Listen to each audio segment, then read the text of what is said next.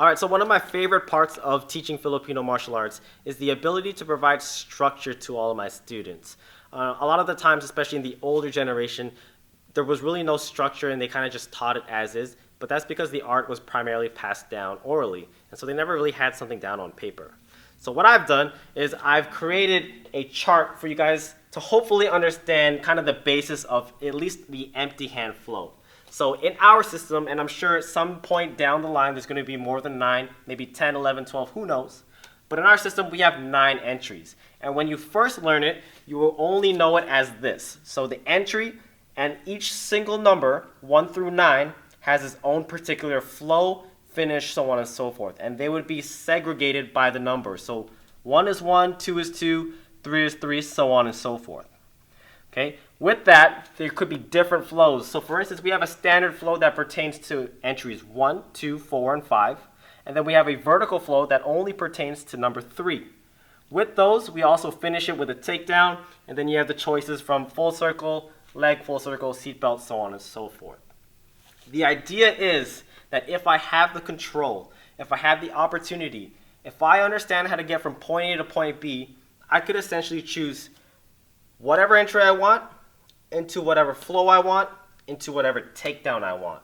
So I have variety, and this is very good for training, not necessarily application, although it does give you a lot of options. Most important thing with application, in my personal opinion, is to be able to do it without thinking. And so, when you get good at these 9 entries and you start to be able to dissect it and understand each small portion of it, you'll start to see how they bridge or how it could potentially bridge into an alternate flow or an alternate takedown. So if I chose entry number 1, I'm going to proceed to flow into, let's say, an inside wrap, and then I decide to finish with a leg full circle. Okay, so there are small parts that are not pertaining in the actual entry if we were talking the initial lesson, but those are the small things that help us understand the connection between the entry, the flow, and the takedown. So just for reference, we're going to show all of the 9 entries without the flow, without the takedown, but just using it as entry. So number 1, this is going to be our single parry. Okay, number 2 is parry with a break. 3 is a vertical gunting. 4 is a horizontal gunting. 5 is an impact gunting. 6 is an inside shield. 7 is an outside shield. 8 is an inside to outside. And 9 is our split. Okay, so I can essentially keep it as entry 1 to flow 1 to takedown 1, or I can start to mix it up. So as a whole, if I was just doing entry number 1, it would be parry. This will be our standard flow here, and then this is my full circle takedown here. Okay, very simple, very straight curriculum. And if I were to, per se, do an entry number 6, then my entry 6 would be an inside shield. This was going to be the inside wrap, and this is going to be the seatbelt throw. Okay, following that number sequence, 6, 6, and following with the seatbelt throw. Now, essentially, if I want to play around with it, or by some means I decided to adjust mid-combat, then I can start picking the numbers from different areas, as long as it follows the sequence of entry, flow, and takedown. So, hypothetically, if we're working off that cross, we start with the entry number 1, but I decided to go into the inside wrap. I'm going to find a way to transition. These transitions are not actually on paper.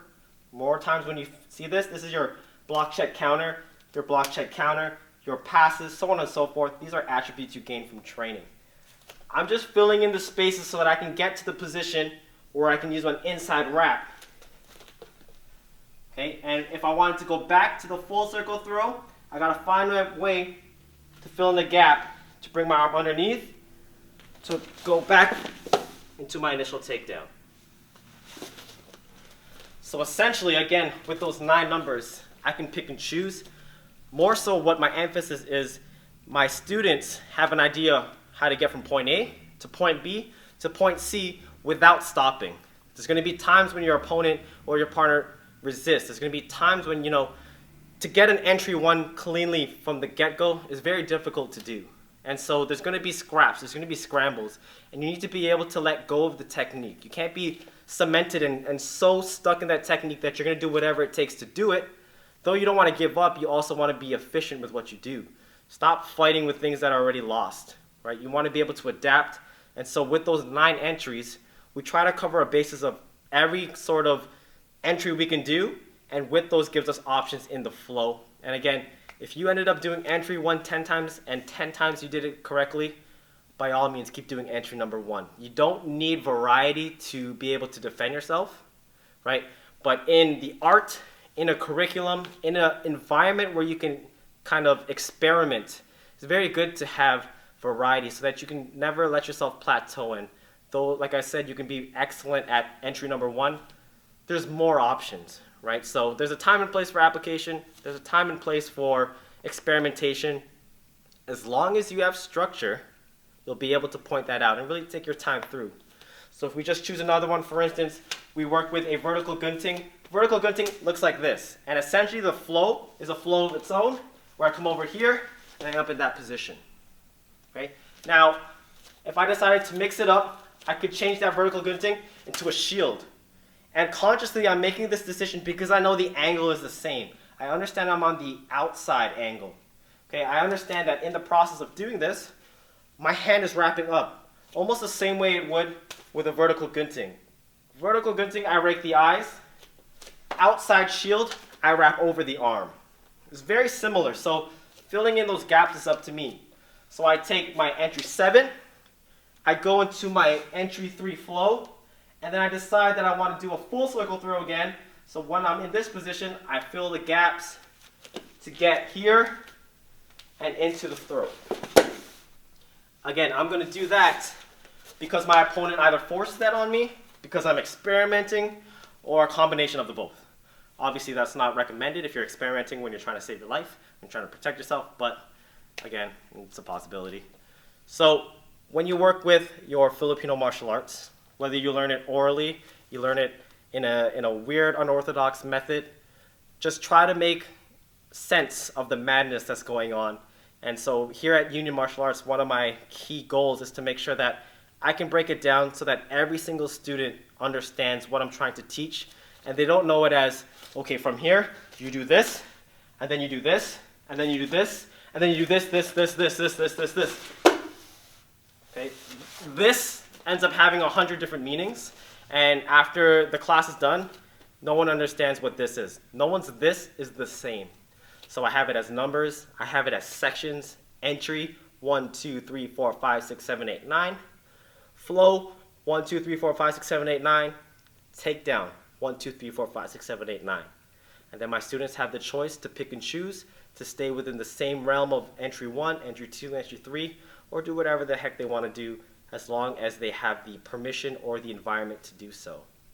So I hope that helped you understand a little bit more about Filipino martial arts. I hope you guys feel the same about structure. If you don't, let me know. Everyone learns differently. Make sure you guys also give this video a thumbs up. We're back on the Kali schedule. Thank you for tuning into our Kuntao series. If you haven't watched that, make sure you check that out as well. FMA Concepts, our online teaching site, is launching soon. So please subscribe, follow us on Instagram, follow FMA Concepts on Instagram for all the updates. And until next time, catch you guys then.